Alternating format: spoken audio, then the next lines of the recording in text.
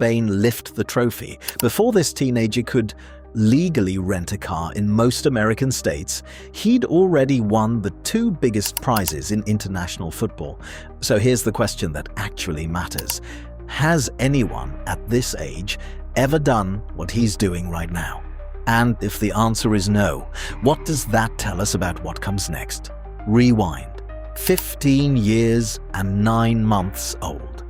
That's how old Lamine Yamal was when he debuted for Barcelona, the youngest in the club's history. Months later, he became the youngest goal scorer in La Liga's history. Then he broke Spain's youngest scorer record too.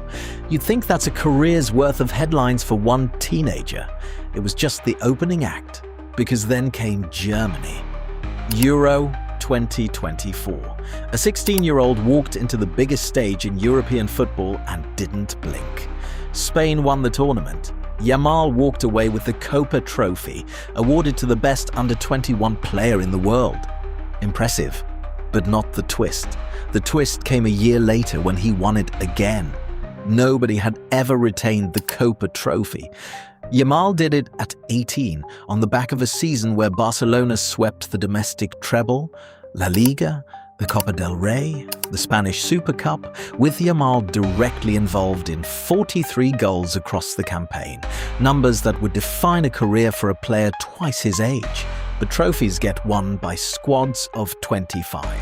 So was he the reason Barcelona were winning, or just lucky enough to be standing nearby? Here's your answer.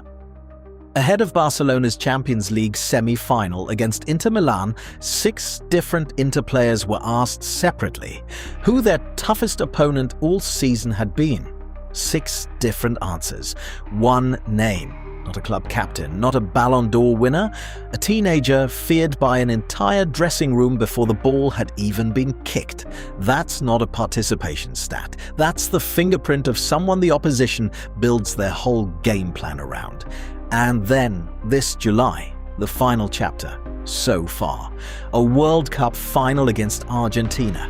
90 minutes gone, no goals, Martinez making save after save to keep Spain out, including one off Yamal himself.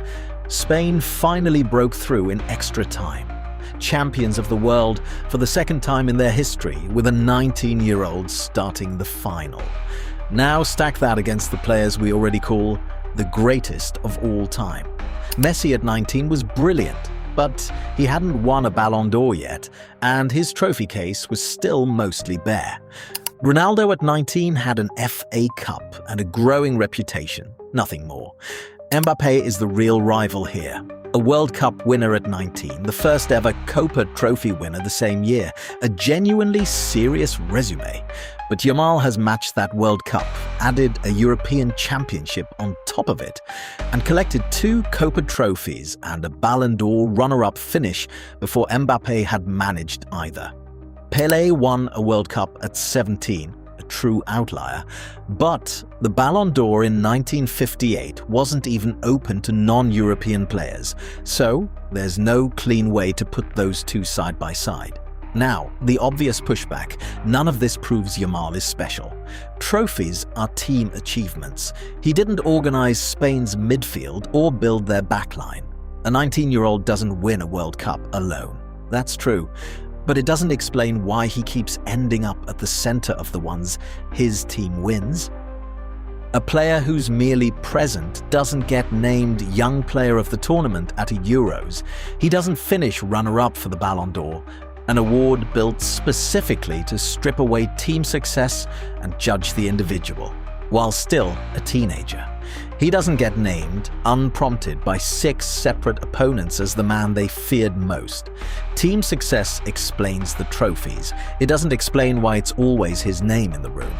Which brings us back to New Jersey, to that free kick Martinez somehow kept out, to a 19-year-old walking off with a World Cup medal around his neck to go with a European Championship, 2 Copa trophies and a Ballon d'Or podium finish. Messi didn't have this at 19.